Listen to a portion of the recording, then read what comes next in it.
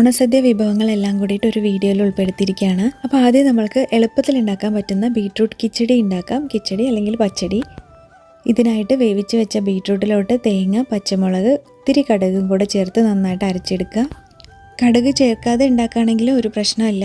ഇനിയിപ്പം ഇതിലോട്ട് തൈര് ചേർത്ത് മിക്സ് ചെയ്യുക, ഉപ്പ് ആവശ്യത്തിന് ചേർക്കുക. അവസാനം വെളിച്ചെണ്ണയിൽ കടുകും വറ്റൽമുളകും കറിവേപ്പിലൊക്കെ ഇട്ട് താളിച്ചു കൊട്ടുക. അത്രയേ ഉള്ളൂ. ഭയങ്കര എളുപ്പമല്ലേ? ഇനി ഇഞ്ചിപ്പുള്ളി ഉണ്ടാക്കിയാലോ? ഇത് 2-3 ദിവസം മുന്നേ ഉണ്ടാക്കി വെച്ചാലും കുഴപ്പമൊന്നുമില്ല. ഇഞ്ചിയൊക്കെ സ്ലൈസസ് ആക്കി ഇതുപോലെ മുറിച്ചെടുക്കുക. ഇനി ഇത് വെളിച്ചെണ്ണയിൽ ഇട്ടിട്ട് നന്നായിട്ട് വറുത്തെടുക്കണം.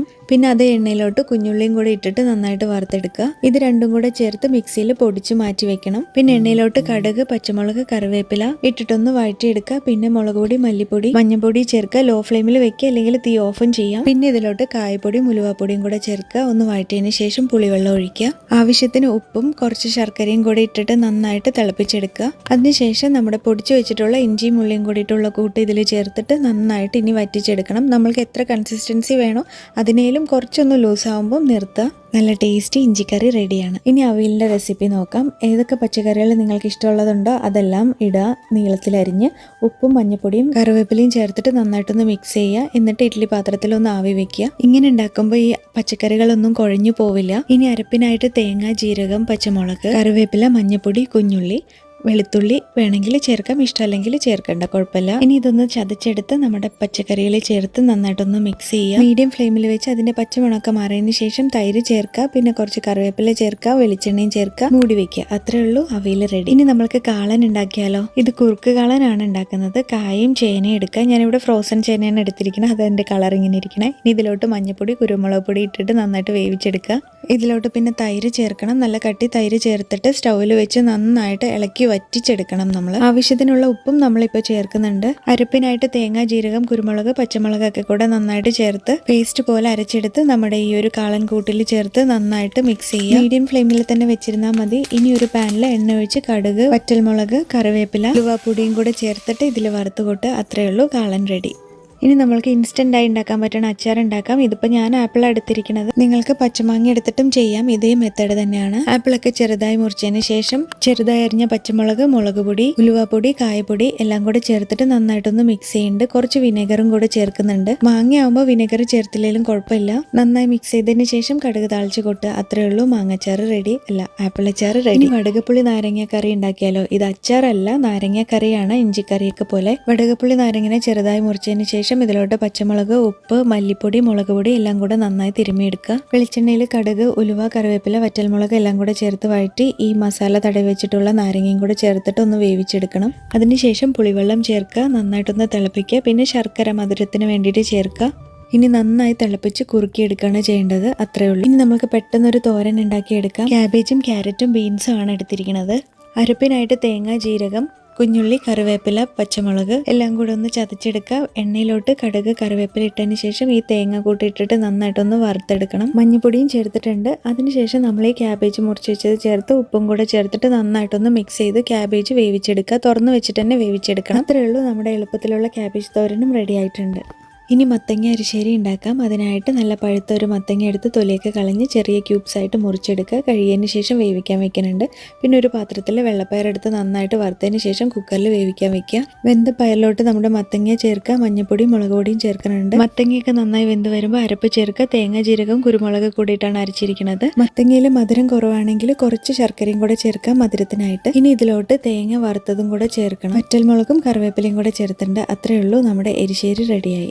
ഇനി കൂട്ടുകറി എങ്ങനെ ഉണ്ടാക്കാൻ നോക്കാം. കുമ്പളങ്ങ, ചേന, കായ എല്ലാം കൂടെ ചെറുതായിട്ട് അരിഞ്ഞ് ഉപ്പ്, മഞ്ഞൾപ്പൊടി, മുളക് പൊടി, വേവിച്ച കടല എല്ലാം കൂടെ ചേർത്ത് വീണ്ടും ഒന്ന് വേവിക്കാൻ വെക്കുകയാണ്. ചേനയും കുമ്പളങ്ങയൊക്കെ നന്നായിട്ടൊന്ന് വേവുന്നത് വരെ നമ്മൾക്ക് വെയിറ്റ് ചെയ്യാം. ആ സമയം കൊണ്ട് എണ്ണയിൽ ജീരകവും കുരുമുളകും വറ്റൽമുളകും കൂടെ ഇട്ട് വറുത്തെടുത്ത് മാറ്റി മിക്സിയിൽ വെക്കുക. പിന്നെ ആ പാനിൽ തേങ്ങയും കുറച്ച് വറ്റൽമുളകും കറിവേപ്പിലയും കൂടെ ഇട്ടിട്ട് നല്ല പോലെ വറുത്തെടുക്കുക. തേങ്ങ ഞാനൊന്ന് മിക്സിയിൽ അടിച്ചിട്ടാണ് ഇങ്ങനെ വറുത്തെടുക്കുന്നത്. അപ്പം പെട്ടെന്ന് വറുത്ത് കിട്ടും.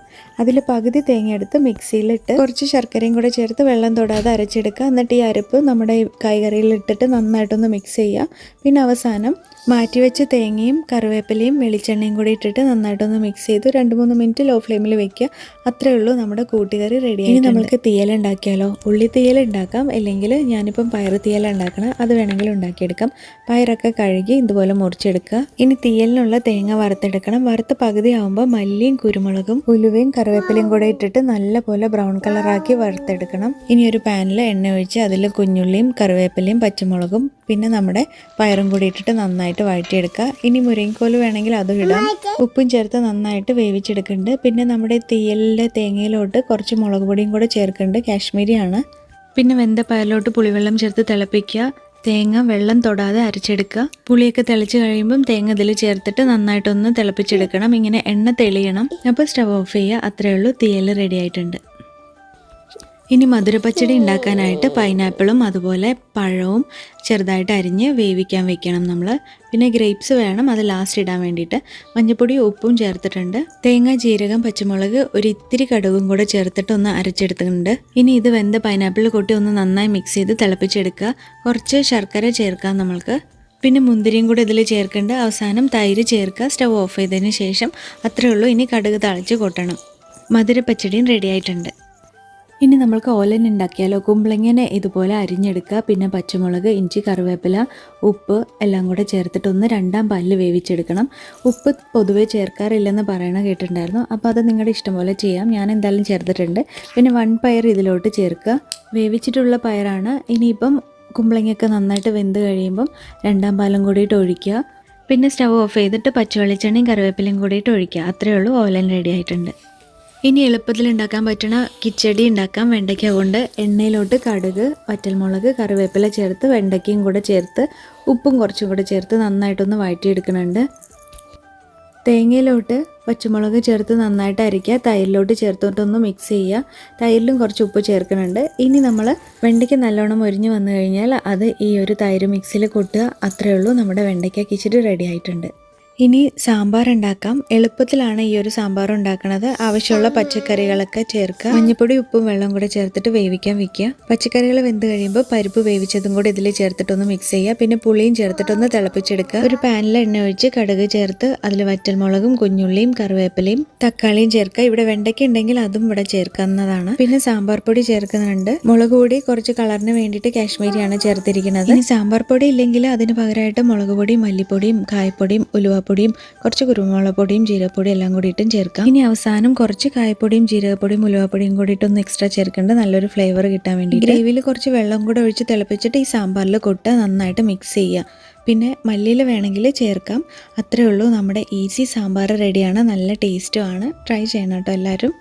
ഇനി ഒഴിച്ചുകറിക്കായിട്ടൊരു പൈനാപ്പിൾ പുളിശ്ശേരിയും കൂടി ഉണ്ടാക്കിയാലോ? അതിനായിട്ട് പൈനാപ്പിൾ വേണം. വെളിച്ചെണ്ണ ചൂടാകുമ്പം കടുക്, ഉലുവ, പച്ചമുളക്, ഇഞ്ചി, വെളുത്തുള്ളി, കറിവേപ്പില എല്ലാം കൂടി ഇട്ടിട്ട് നന്നായിട്ടൊന്ന് വഴറ്റാം. അതിനുശേഷം പൈനാപ്പിളും മഞ്ഞപ്പൊടിയും കൂടെ ചേർക്കുക. തേങ്ങ ചിരുവിയത്, കുഞ്ഞുള്ളി, പച്ചമുളക്, ജീരകം, വെളുത്തുള്ളിയുടെ ഒരു ചെറിയ കഷ്ണം കൂടെ ചേർത്ത് നന്നായിട്ട് അരച്ചെടുക്കുക. അതിനുശേഷം ഇതിൽ ചേർത്ത് ഉപ്പും കൂടെ ചേർത്ത് നന്നായി മൂപ്പിച്ചെടുക്കണം. ഇതുപോലെ ആവണം. അതിനുശേഷം സ്റ്റവ് ഓഫ് ചെയ്തിട്ട് മോര് ചേർക്കുക. നന്നായിട്ടൊന്ന് മിക്സ് ചെയ്ത് കൊടുക്കുക. അത്രേ ഉള്ളൂ, നമ്മുടെ ഈസി പുളിശ്ശേരി റെഡിയാണ്. ഇന്നൊരു വെറൈറ്റിക്ക് പൈനാപ്പിൾ പായസം ഉണ്ടാക്കാം. നല്ല പഴുത്ത പൈനാപ്പിൾ ചെറിയ കഷ്ണങ്ങളായിട്ട് മുറിച്ചതിന് ശേഷം മിക്സിയിലൊന്ന് അടിച്ചെടുക്കുക. ഒരു പാനിൽ നെയ്യ് ഒഴിച്ച് ഈ പൈനാപ്പിൾ കൊട്ടിയിട്ട് വഴറ്റിയെടുക്കുക. നന്നായി വഴണ്ട ശേഷം ശർക്കര പാനി ചേർത്ത് വീണ്ടും തിളപ്പിക്കുക. തേങ്ങയുടെ 2 പാൽ ഒഴിച്ച് ഒന്നുകൂടെ തിളപ്പിച്ചെടുക്കുക. ഏലക്കാപ്പൊടിയും ചുക്കുപൊടിയും കൂടിയിട്ട് ഇടുക ഫ്ലേവറിന്. വീണ്ടും 2-3 മിനിറ്റ് നന്നായിട്ടൊന്ന് മിക്സ് ചെയ്തതിന് ശേഷം സ്റ്റവ് ഓഫ് ചെയ്യുക. അവസാനം 1 പാലും കൂടിയിട്ട് ഒഴിക്കുക. പിന്നെ നെയ്യിൽ അണ്ടിപ്പരിപ്പ് മുന്തിരിയൊക്കെ വറുത്ത് കൊട്ട് തേങ്ങാക്കൊത്ത് വേണമെങ്കിലും ചേർക്കാം. അത്രേ ഉള്ളൂ, പൈനാപ്പിൾ പായസം റെഡി. ടൈം ഉണ്ടെങ്കിൽ തലേ ദിവസം തന്നെ ഉണ്ടാക്കി വെക്കാൻ പറ്റിയതാണ് ഈ ശർക്കര വരട്ടി. നേന്ത്രക്കായ എടുത്ത് തൊലി കളഞ്ഞ് മഞ്ഞവെള്ളത്തിലിട്ട് വെക്കുക ഒരു 10 മിനിറ്റ്. അതിന് ഇതുപോലെ മുറിച്ചെടുക്കുക. ഒരു 1/2 ഇഞ്ച് വലുപ്പത്തിൽ. എക്സ്ട്രാ വെള്ളം എന്തെങ്കിലും ഉണ്ടെങ്കിൽ തുടച്ചെടുക്കാം. വെളിച്ചെണ്ണയിൽ ഇതിട്ട് ഒരു മീഡിയം ഫ്ലെയിമിൽ വെച്ച് നന്നായി വറുത്തെടുക്കണം. ഇതിന് ഇച്ചിരി ടൈം എടുക്കും ഇതുപോലെ ക്രിസ്പി ആയിട്ട് വരാൻ വേണ്ടിയിട്ട്. ഇനി ശർക്കര പാനിയിലോട്ട് ജീരകപ്പൊടിയും ചുക്കുപൊടി ഇടുക. ഏലക്കപ്പൊടിയും വേണമെങ്കിൽ ചേർക്കാം. ഇനി നന്നായി മിക്സ് ചെയ്തതിന് ശേഷം മീഡിയം ഫ്ലെയിമിൽ വെച്ചിട്ട് വറുത്ത കായൊക്കെ കൊട്ടി മിക്സ് ചെയ്തുകൊണ്ടേ ഇരിക്കുക. പിന്നെ ലാസ്റ്റ് കുറച്ച് അരിപ്പൊടിയും കൂടെ ഇടുക. എന്നിട്ട് ഇതുപോലെ കട്ടിയായി കഴിയുമ്പോൾ സ്റ്റവ് ഓഫ് ചെയ്യാം.